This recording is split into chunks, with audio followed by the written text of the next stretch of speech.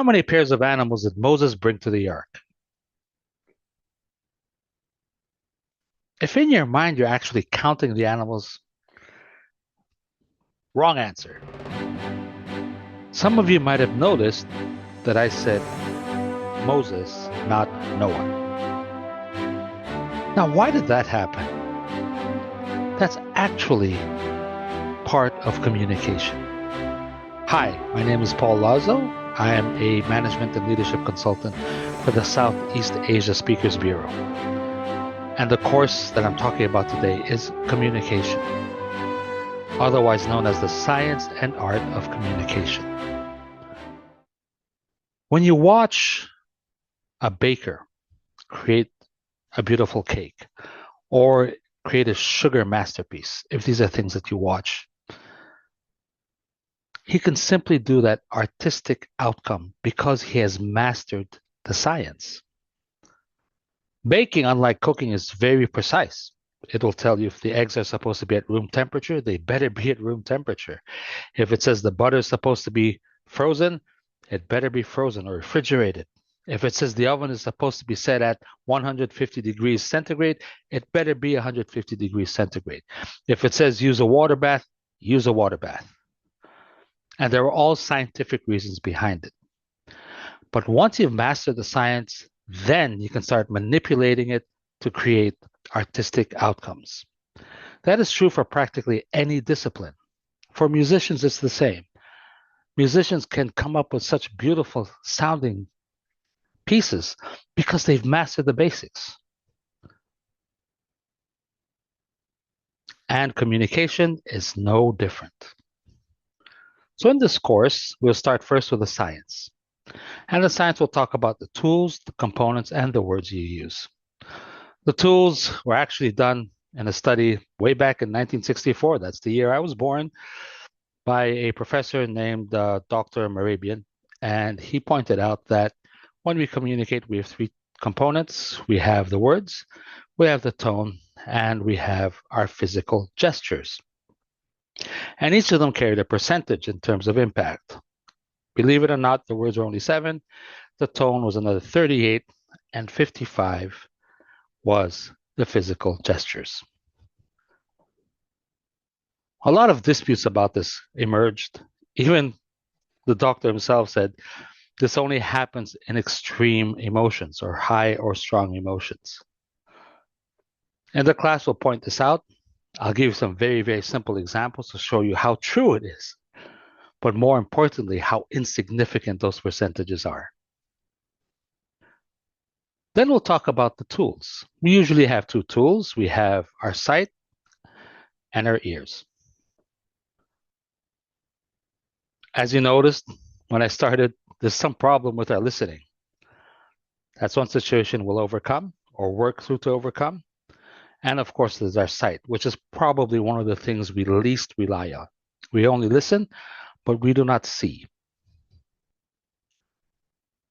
Bringing it all together, we'll use different situations where oftentimes communication is difficult.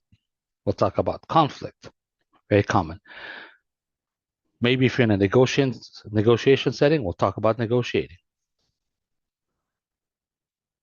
If in our country, we talk about being assertive, we'll talk about that as well. Especially if you're in an organization that is global and you're dealing with counterparts who are extremely assertive and who maybe even scare you. The same can be said for your boss. So these are some of the scenarios we'll be discussing in communication. To discuss briefly about the science is to tell you just how difficult it is. In Men in Black 1, there's a short scene where Will Smith was talking to Agent K, and I keep on forgetting his name. Oh, Tommy Lee Jones. And Tommy Lee Jones said, when you speak to one person, he's intelligent. When you speak to people, they're dumb. Now, people are not dumb. They just process differently. You might be asking, how differently? In a book I read, Quiet Leadership, it said simply, our brain has more than 13 trillion different ways it can process information. Now, 13 trillion is a huge number. In fact, it's more numbers than the stars in our galaxy. But at the same time, it also tells you that what are the chances that any two people in a room who are listening to you understand you exactly the same way? Probably zero.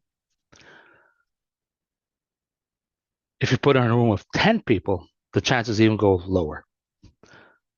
In short, what I'm saying is when you communicate with a group, sometimes even with just one person, the chances of miscommunicating are probably 100%.